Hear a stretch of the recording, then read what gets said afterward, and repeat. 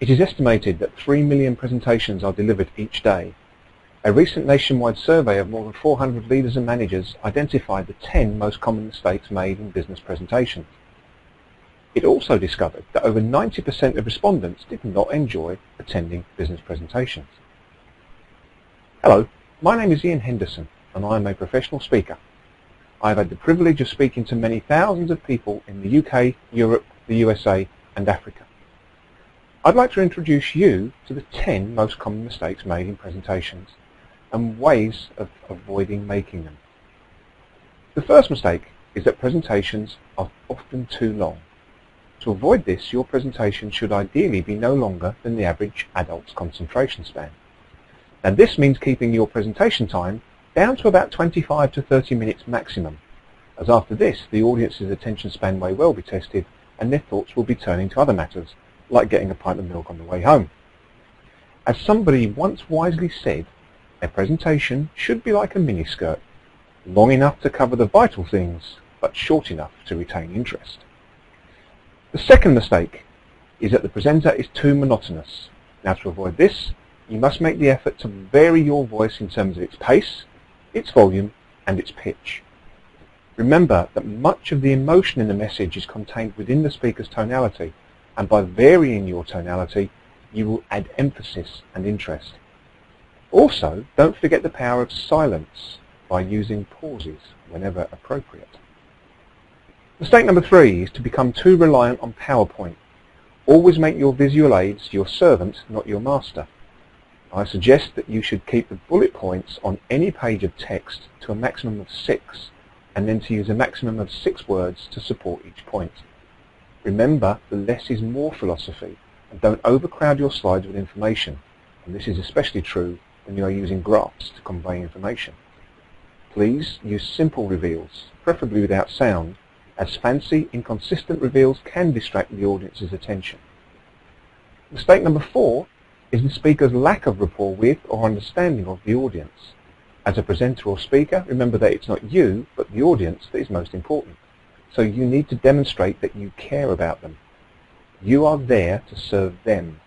Make sure that you keep good eye contact with them, because if nothing else, this will help you gauge their mood.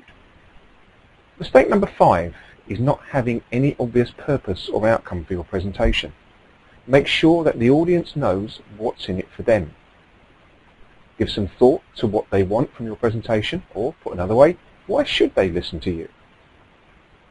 Mistake number 6 is that your talk has no hook or grab. As a presenter, you have just a very short time, maybe less than 2 minutes, to engage the audience's interest. So you need to make your opening memorable by getting them involved, maybe by asking or posing a question, or giving them a fascinating statistic. But whichever method you use, please make sure it's relevant and supports your key message. Mistake number 7 is having no clear structure to your presentation. Now I often use the law of 3. Having got the audience's attention through a great opening, you need to have 3 key points to your message, and then support each point with 3 sub-points. Also, remember to signpost where you are taking your presentation so that the audience can keep track of where you are and where you're going. The final part of the structure is to have an effective close, and I'll tell you more about that in the last point. The 8th mistake is not knowing your material. The message that you might send if you have to read excessively from your notes is that you aren't confident, and this can damage your credibility as a presenter. And you can avoid this mistake by rehearsing, rehearsing, and rehearsing. If you know what slides are coming up, or what your next point is, you won't have to take your eyes off the audience for too long. Also, knowing your material is a great benefit because you will be more confident and appear so to the audience. Finally on this point, if you are guilty of reading from your notes too much, just remember that most people can read faster than you can talk. Mistake number 9 is to do with movement. The 2 extremes, no movement or too much movement, can have a negative effect on your presentation. A presenter who stands to attention or who does not move from behind a lectern might be sending a message that they are not confident in their abilities.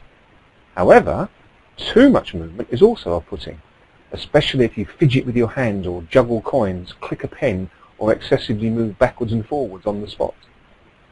These movements can reflect a lack of confidence. So to avoid this mistake, make sure that you know your material really well. Also, you might want to video your rehearsals to spot any annoying habits which you might have developed. By moving about confidently and using hand gestures, you will add to your tonality and help you deliver a powerful message that has congruence and believability. The final mistake is to have a weak close.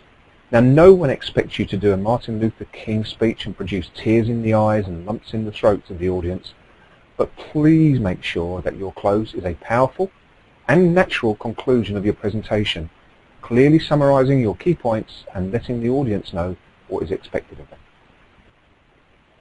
So, just to recap, the 10 top presentation mistakes are: number 1, too long; number 2, too monotonous; number 3, too reliant on visual aids; number 4, lack of rapport with the audience; number 5, no purpose; number 6, no hook; number 7, no clear structure; number 8, not knowing your material; number 9, not enough or too much movement; and number 10, a weak close.